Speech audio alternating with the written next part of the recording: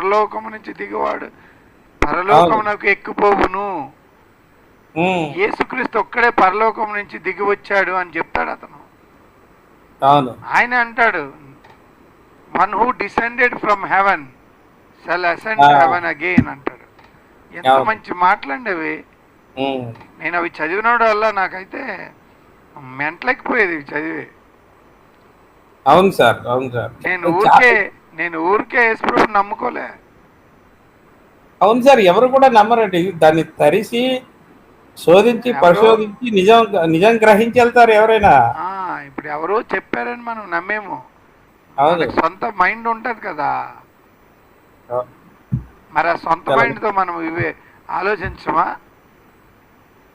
Plain మైండ్‌తో కూడా ఆలోచించాలి సార్. ఏదైనా సత్యం గ్రహించాలంటే ఒక ప్రిఫిక్స్ మైండ్‌తో ఉండకూడదు. అవునవును. ఏ చదవకూడదు, వినకూడదు.